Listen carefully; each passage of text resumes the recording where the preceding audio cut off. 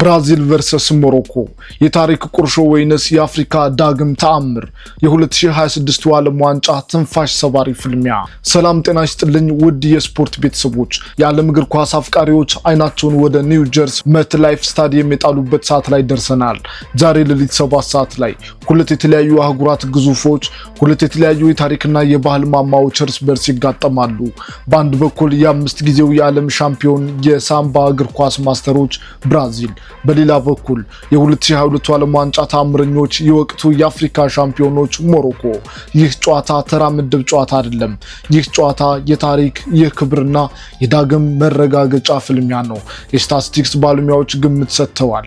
ነገር ግን ከነዚህ ቁጥሮች ጀርባ ያለውን እውነተኛ ተስፋና ፍርሃት፣ የሀገራቱን የፖለቲካና ኢኮኖሚያዊ ትስስር እንዲሁም ጨዋታውን የሚቀየሩትን ምስጢራዊ ቁልፎች ማወቅ ይፈልጋሉ? እንግዲያውስ እስከ ጨዋታው መጀመሪያ ድረስ ያለውን ጭንቀት በትንታኔ ለማሳለፍ ይህንን ዝርዝር ትንታኔ እስከ መጨረሻው አብራችሁን ተከታተሉ ዘንድ ጋብዘናችኋል። ለቻናላችን አዲስ ከሆናችሁ አሁኑኑ ሰብስክራይብ በማድረግ የደወል ምልክቷን ይጫኑ። ስለ ብራዚል እግር ኳስ ስናወራ ስለ ሃይማኖት እያወራን ነው። ብራዚልና ዓለም ዋንጫ የማይነጣጠሉ ትስስር አላቸው። እንደ አውሮፓውያን አቆጣጠር በ2026 ብራዚላውያን ስድስተኛውን ኮከብ ፍለጋ ነው ወደ ሰሜን አሜሪካ የመጡት። ታሪካቸው የድል ብቻ አይደለም፣ የከባድ ስብራትም ጭምር ነው። በ2014 በገዛ ሀገራቸው 7-1 የተሸነፉበት ውርደት፣ በ2022 በክሮሺያ በፔናልቲ የተሸነፉበት ሀዘን። ይህ ሴሌሳኦ የተባለው ስብስብ ትልቅ ቁስል አለበት። አሁን ያለው ስብስብ ግን አዲስ ተስፋ አለው። የቪኒሺየስ ጁኒየር ፍጥነት፣ የሮድሪጎ ብልሃት እንዲሁም የ19 ዓመቱ ድንቅ ታዳጊ ኤንድሪክ ተሰጦ። ይህ ስብስብ ታሪክን ለማደስና የፔሌን መንፈስ ለማስደሰት ቆርጦ ተነስቷል። ወደ አትላስ አንበሶች ስንመጣ ደግሞ ታሪካቸው በቅርቡ ነው የተቀየረው። እስከ 2022 ድረስ ሞሮኮ በዓለም ዋንጫ የምድብ ማጣሪያ ያለፈችው አንድ ጊዜ ብቻ ነበር። ነገር ግን በኳታር ዋሊድ ሬግራጉይና ሰዎቹ ታሪክን ብቻ ሳይሆን የእግር ኳስ ካርታንም ቀየሩ። ቤልጂየምን፣ ስፔንና ፖርቹጋልን አሸንፈው ግማሽ ፍጻሜ ሲገቡ ሞሮኮ የአንድ ሀገር ቡድን ብቻ አልነበረችም። የመላው አፍሪካ የመላው አረብ ዓለም ኩራት ነበረች። ይህ ታሪክ በእነሱ ላይ ትልቅ የስነ ልቦና ጥንካሬ ፈጥሯል። አሁን ሞሮኮ ማንንም ሀገር አትፈራም። የዛሬው ጨዋታ ለነሱ ያ ተአምር በአጋጣሚ እንዳልነበር እናም አሁንም የዓለም እግር ኳስ ሀያል መሆናቸውን ለዓለም የማረጋገጫ መድረክ ነው። የስታቲስቲክስ ባለሙያዎች ግምት ሰጥተዋል። ብራዚል 57.7% የማሸነፍ እድል አላት ተብሏል። ይህ ግምት የሚያስገርም አይደለም። የብራዚል ስብስብ ጥልቀት፣ እያንዳንዱ ተጫዋች በአውሮፓ ታላላቅ ክለቦች የሚጫወት መሆኑ ይህንን ግምት ሰጥተውታል። ነገር ግን የስታቲስቲክስ ባለሙያዎች አንድ ትልቅ ነገር ዘንግተዋል። የዓለም ዋንጫ ታሪክ በስታቲስቲክስ አይጻፍም።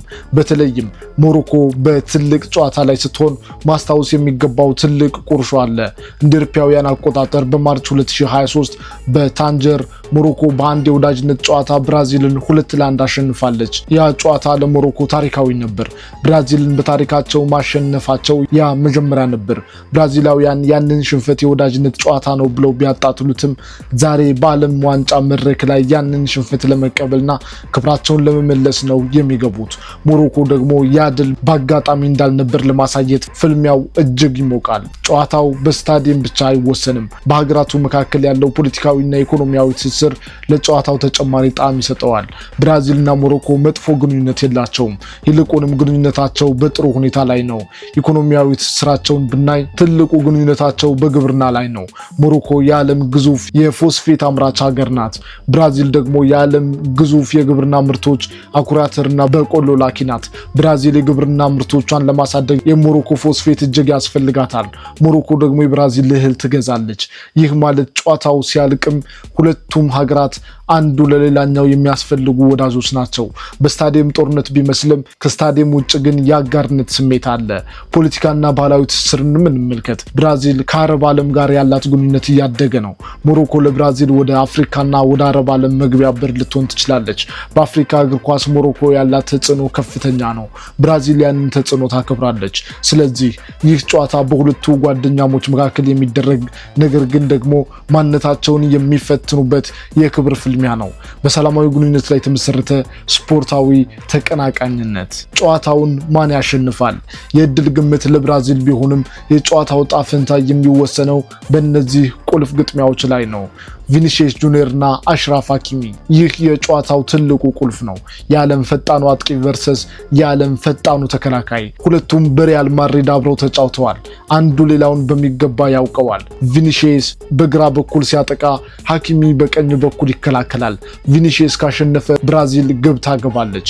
ሀኪሚ ካሸነፈ የብራዚል ማጥቃት ይቆማል። ይህ ግብግብ ትንፋሽ የሚሰርቅ ይሆናል። እንዲሁም የመካከለኛ ሜዳው ጦርነት ካስሚሮ ወይም ጊማሬሽ ቨርሰስ አምራባት ወይም ብራሂም ዲያዝ። ብራዚል ልምድ ያለው ካስሜሮ አላት። ሞሮኮ ደግሞ የ2022 የዓለም ዋንጫው ጭራቅ ሶፊያን አምራባት። በመካከለኛው ሜዳ የሚደረገው ግብግብ የኳስ ቁጥጥሩን ይወስነዋል። የሞሮኮ አዲስ ተስፋ ብራዚል ዲያዝ በብራዚል ተከላካዮች መካከል ክፍተቶችን ለመፍጠር የሚሞክሩበት መንገድ የሞሮኮን የማጥቃት አቅም ይወስናል።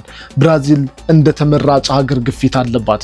ሞሮኮ ደግሞ ሽንፈትን እንደማታውቅ ተኳሽ ሀገር ጨዋታው ባቻ መለያየት እድል 23.5% ከፍተኛ ነው። ሞሮኮ ጨዋታውን ወደ መጨረሻው ሰዓት ባቻ ካደረሰችው የስነ ልቦና ጥንካሬዋ እጅግ ይጨምራል። ውድ የስፖርት ቤተሰቦች የታሪክ የክብርና የ2023 ቁርሾ ይህ ጨዋታ እጅግ ብዙ ነገሮችን ይዟል። የኒው ጀርሲው ሜትላይፍ ስታዲየም ዛሬ የሳምባና የአትላስ አንበሶች መዋጊያ አውድማ ይሆናል። ግምቱ ለብራዚል ይሁን እንጂ ሞሮኮ ተአምር መፍጠር እንደምትችል ለዓለም በተደጋጋሚ አሳይታለች። በተለይም ብራዚልን በአንድ ወቅት አሸንፋለች። ስለዚህ እናንተስ ምን ታስባላችሁ? የስታቲስቲክስ ባለሙያዎቹ ግምት 57.7% ለብራዚል ትክክል ነው ብላችሁ ታምናላችሁ?